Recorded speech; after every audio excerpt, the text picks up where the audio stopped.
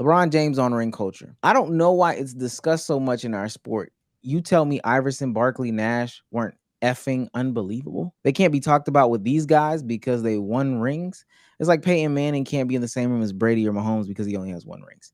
Barry Bonds never won a World Series. You can't sit here and tell me that he's not the greatest baseball player to ever touch a bat. That's what Bron J said. I don't know. I don't know why it's discussed so much in our sport and why it's the A-all, B-all of everything. You sit here and tell me, you know, Allen Iverson and Charles Barkley and Steve Nash, are. What's up, brother? Yeah, I ain't got a problem, man. No, he can win. Yeah. I respect it. I know respect it's it, true. Steven. He's a dork. But I do want to hear, and I don't think this is the immediate rebuttal. This is Charles Barkley from a minute ago. He kind of, went away from what Bron J is saying here. But those are the rules. It's like my rules. Hey, I'm in the Hall of Fame, but I'm in a different wing than the guys who won the championship. I mean, still in the Hall of Fame, though. I know, yeah, but I'm saying though, Jack, hey, I understand. I understand the rules. Like Charles are great, Karl Malone's great, Patrick Ewing's great. They're not at the table with Magic, Bird, LeBron, Kobe. It's levels to this. And I ain't mad at that. I understand that. Now, if I could have won a championship, I can go across the room. But the rules are the rules. Just off top, quick, what's your sentiments on ring culture and how it is? I personally think that for me, we can have ring culture conversations as long as, like LeBron said, it's not the end all be all and we have context, right? Because we don't even do ring culture conversations the way that we should. Bill Russell would be leading in that conversation. Yeah, no, that I agree with you. I think you cannot fight extreme with extreme. The same way you would get at someone for saying Bill Russell's the GOAT for 11 rings. You cannot then fight that with, Charles Barkley and Tim Duncan are now on the same tier because ring culture doesn't matter. Like, I just refuse to believe this one goal that every single player, every single team is aiming for does not matter in any of these conversations. It just can't be the end all be all. And specifically for LeBron, that was a surprising take from him because I swear I remember, maybe it was the Shop episode. He specifically referred to what he did in the 2016 finals, winning that championship as a moment for him where he's like, I elevated to a whole new tier or whatever. Maybe I'm wrong on that. I don't want to misquote him. No, you're not wrong. He said that, but he wasn't just talking about winning the championship. It was the fashion he won the championship, how he did it, his performance, the context with winning that championship. That's what made him feel that way. And I'll say, I'm not surprised LeBron made these comments. LeBron is still near 40. No, he is 40. LeBron is 40. He comes from that late 90s, early 2000s mindset about looking at basketball. People are not realizing these guys, Kevin Durant's, the Steph Curry's, they still grew up in an era that you thought of the game like that. It's not going to be until probably Giannis or the Jokic's are damn near 40 where that opinion is going to change. Ring culture, the rings will matter because the only thing that matters is what the media believes and what the fan narrative say. The players can try to become the new media and try to change the narrative, but we're seeing what's happening with the players when they join the new media. They bring their own issues with it. They bring a whole new level of negativity because they have direct access to these people. So now when they're saying this, damn, you got Jeff Teague sitting around calling Dennis Schroeder all types of garbage, and Dennis Schroeder was his rookie. And I'm using a hypothetical. I'm not saying that actually happened, but regardless, shit like that. So I'm not surprised LeBron said it. I'm not surprised he has those sentiments. In terms of ring culture,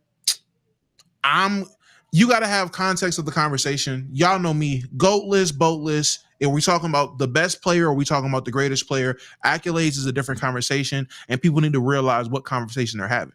Are we just having skill, or are we talking about accolades and awards? Now before Sage goes, I want to introduce this because this is, that's the softball. That's easy. Up chat. Everybody has their opinions on ring culture, though. I kind of alluded to that. Everybody's is different. Oh, I saw this today. If Bill Russell was still alive, we'd ask him, right? We want to hear what Bob Cousy has to say. We want to hear what Josh Smith has to say. Who would you want to hear give their opinion on ring culture? Skip Bayless. Austin Rivers. Stephen A. Smith. Stephen A. Smith's daughter. What up? Stephen A. Smith's daughter, Mad funny funny. kid. She has been. Mad Stephen A. Smith's nephew. Stephen A. Smith. They need to Funny family, Damo. Funny family. Hey, funny family. entertain the family. What about okay, the Smiths, the Carters. Lil Wayne. Anthony and Devin? Yeah, Jay-Z, those Carters, maybe Okay. Vince Carter, maybe. I know Vince don't got to take about this. Yeah, but the Carters, I was gonna say McMahon. the Carters do, and by way of marriage, the McGrady's, right? We want to hear what T-Mac has to say, Michael Rubin. Do we? right? Well, I want to hear what T-Mac has to say. He's giving it to you either way. Yes! We have too many talented players that come through this league that are championship worthy. What I mean by that, if you take them off a team that is a championship quality team, replace me with Kobe with Shaq. I don't win a championship. You don't think I could carry the Lakers to a championship? Like, I've never had the opportunity. Correct. I felt like if I was put in that position to win a championship, I damn sure would show up and do what I do in the playoffs to elevate my team to that level. I just never had the chance. So do I get diminished because I never won a championship? Right. Yeah, that's what is it my fault? That's what they're saying. That's what they're saying. Right. Is it my fault? Right. I was never put in that position, Steve. And then adding another layer onto it, T-Mac, then you have players that start saying, okay, no, now I got to be a de facto GM. Huh? Now I have to be a de facto and that creates GM. The now I got to find. Because now players are going everywhere because they need to get the rings. No. Now, I get, Can I tell y'all something? And I've learned this Fucking now hot. that I'm an adult. There's a couple seconds left. This is just me being self-aware. Sometimes I watch back the pod. If I make a take and 3 other people have to come in to explain my take, I probably made a bad take, right? If I say and Cinnamon Toast Crunch is the worst cereal, right? And Sage has to come in because it's too sweet, right? And Damo says, and it gets soggy fast. It gets soggy, and it be so. Well, it is unhealthy. If that many people have to come in to try to make my take make sense, I've probably made a bad take. That's exactly what we just saw. Let me play these last couple seconds. when it comes to LeBron and he gets traded or goes to Miami. LeBron wasn't talking about Bron, though, T-Mac. No, but I'm talking about the other players. The one, in a not sense, two, not three, not four, not five. Now, he put some of that on himself with that. This nigga sounds bitter. Ring culture gotta matter. after that, and that's because if the result is T-Mac talking out of his ass. And no, but that's exactly what I was gonna say, though. That's why I'm happy y'all went first and said the boring answer of gray area, because that's just what it is. If you don't allow that, it gets to an extreme. My brother, I grew up, and I tell my chat all the time, it took Kobe in 2009 for me to become a Laker fan. I was this close to being a T-Mac fan. Now, it's going to sound crazy. I was winning bias. I'm a child. So I wanted to see the guy that won. But I remember watching T-Mac. Gang, one of my favorite players ever. You just be losing them shit sometimes. Sometimes he just be out there performing mid. I don't know what else to say. He definitely could have won. At least I passed the first round in Houston. What the fuck? He could have won when he was averaging like fucking 30 in Orlando. Again, at least I passed the first round. He's never played 8 games in the postseason. Didn't he blow a 3-1 lead? This franchise his whole career. Wasn't he a part of that Magic team that blew a 3-1 lead, or was he in Houston by then? I'm gonna double check, but I see a game 7 in 03 right now. Yeah. He was on. He blew a 3-1 lead. Yo, blew a 3-1 lead to the Pistons. Yeah, I'm not. Him saying this, he's just bitter. And that's what you realize when you start giving these former players the mic. A lot of these niggas will show their biases and how bitter they are about situations. He just watched Chet and J-Dub win a championship, and now in 15 years, J-Dub is going to get more nods than you because he won a championship. And you didn't. You flamed out, got hurt, and it was bad. Niggas is bitter. Niggas is mad. Yeah. Well, I do want to give pushback on that. Like, for certain players, isn't this just the natural mentality they should have? Like, it's expected? Because T-Mac, in his sentiments, this reminds me, and you can say he's delusional too. I would agree with you. Paul Pierce saying if he replaced D Wade, he would have the same career as D Wade. Like if Dame came out today and said, yeah, if you replace Curry with me, I would have 3-4 rings. And if they came out and said that, I wouldn't blame them for having that mentality though. That's my We would, and we have. When Paul Pierce said that, we shat on him. Shut up, Paul Pierce. That's a dumb thing to say. You had your chance, you blew it. If Dame was to come out and say some asinine shit like that, shut up, Dame. We've seen what you're capable of. Stop it. Shut up. I'm not trying to hear that. If he was me, bullshit. Anytime anyone brings that up, they get shat on for it. I do not understand that. You should have the Charles Barkley monster. This is the only time, probably outside of talking about San Antonio women, Charles Barkley is undoubtedly correct. If you aren't at that table, as a competitor, you need to realize you didn't reach those heights. It is what it is. Chop it up to the game. You made your money. You still had a great career. You're a Hall of Famer. There is levels to this. And you have to accept that. The ones that don't accept that, I feel is weird. It is weird for Paul Pierce to be on national TV and be so pent up and bitter that D Wade. I would have D Wade's career if I was D Wade. If we switched us, I would. What do you care for? Like, why are we talking about this, Paul Pierce? D Wade's retired. Y'all aren't playing anymore. And you're still holding on to that? That's crazy. Be like Charles Barkley. Hey, man, I peaked where I peaked. It is what it is. Take it, and you take it on the chin just like a loss. You're a professional. Be professional. Charles Barkley make a lot more money, comparatively speaking, to like his peers of that era.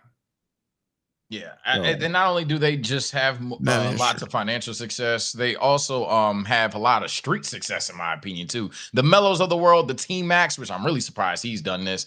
I guarantee you in 10 years, once all the slanders over Paul George nostalgia clips are going to roll around, all of those guys, the James Hardens of the world as well, all those guys are secure in their legacy as well, in terms of how the fans do. I'm not saying them personally, but fans have secured their legacy for sure. If anything, sometimes they even potentially overblow it.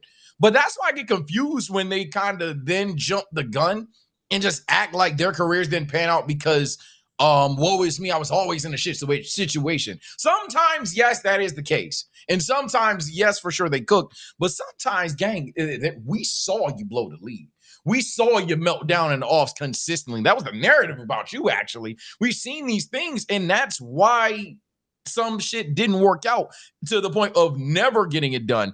Ring culture definitely can be stupid if we're having a conversation on ability and someone tells me Klay Thompson's a better basketball player than Tracy McGrady. But I think, like, niggas don't do that unless they're really trying to piss you off. And some people do try to piss you off, but it's not common. So I'm just confused why when players jump this gun, and that's why I definitely think the answer is truly gray area. Because if you lean towards the side of talent is talent, gang, you're gonna get some nasty discussions out there. I'm glad that's where I go. Like it's the competitive side of them. That's just my thing. Because the whole point is to win. So I'm glad you said that. No. So you would make an argument. No, please. That second option ring. Oh no. That second option ring don't mean nothing. That's you would make that argument. That's what you just said. I just want to make sure that's what you said. Partner Nick Young, final answer. No. Is that second option ring? How do you, if you got a ring as a second option, what is that? We've had this conversation. Shout out my boy Mike. Even as a second string receiver putting up yards, I think a first option ring obviously matters more. Second rings do matter as well, but there's definitely a level to it. Sure. So you would say that it counts or it doesn't count as a second option? All rings count, but there's context. Nah, that's not what Gil said. That's not what Gil said. Of course it's fucking Gil, bro. What you're saying is actually correct. Like, when did ring culture become a thing, right? When you talk about a team award, something that a structure needs to win, does not boost you in front of individual accomplishments. And when you used Kobe, would frowned upon what LeBron said, I would disagree with that. Got you. I would disagree with that. I remember what I said there. In real time, Kobe had 3 rings. Y'all wasn't treating him like a 3-ring player. You were treating him like a sidekick. He was considered a sidekick. He was considered a Robin. He was considered the next Pippen. In 2002, with 3 rings, we were still comparing T-Mac. Who was better in the league? You couldn't convince the NBA down the middle who was better. So between T-Mac and Cole. Totally true. Totally true. So if you're sitting there with 3 rings and you're still being compared to someone who doesn't have rings, what do you think happened? I need individual accomplishments. Can you please get rid of Shaq? Right? Because if it was about rings, there was no reason for the fallout with him and Shaq. The fallout was about you only respect the driver of the car. No one respects the passenger of rings. Right? There's no one says it, but the one who's leading the one who's leading the team, that's the gold member right there. That ring counts. The second option ring, that's silver when no one respects it. Is this all they talked about Sunday morning? Sunday morning, rain is falling. Damn. I wouldn't be surprised. It's not like there's a game 7 of the NBA finals or something, but okay. Not the hands. This is. I'm gonna tell you this. I'm gonna tell you this because Nick did crash out on this topic on the show. This is where ring culture is stupid. This is where ring culture is stupid. Just these conversations, and honestly, respectfully speaking, I ain't dribbled the ball in the National Basketball Association at all. These ring conversations from ringless people, it's silly. Wait, were you gonna bring up Emmanuel Acho's tweet? I can too. That was the worst one. I really thought that was the one you really I seen the legacy one. That was horrible. No, I have seen that. I That can't was, oh my God. That was god awful. Oh God. Yeah, I'll say Mind you, we went from T-Mac talking to Gil talking. Now it's Emmanuel Acho's turn. And I'm gonna say this: them that boy good guys. We gotta put a collar and a leash on them that boy. They just don't argue properly. But that's why fuck it up. But that's why these conversations got to stop, because eventually the people that should be having these conversations don't. We get down the pipeline to now we're at Emmanuel Acho, which if you ask him what's his contributions to the NBA, he says fucking Joy Taylor. I don't know how we got here. I heard. I want to see the tweet though. Nah, his tweet is awful, Damo. I got it right here. I promise you, the runway for that boy good to podcast mic pipeline. They can just get it off because everybody's gonna say, "Oh yeah, everybody looked up to T-Mac," and in reality, he was losing, right? That's why I don't watch Monday Game anymore. Steve Nash is just a glazer. Like there's a he don't argue like JJ did. No, like JJ and LeBron legitimately talked hoop and like was debating with each other even a little bit, like a little bit of pushback. Steve Nash is just a fucking glazer. I don't. Damn. I saw the Luka episode. Luka, you're the best of all time. And then he stopped. And then he stopped, right? And he was like, "Oh," he was like, "I don't know."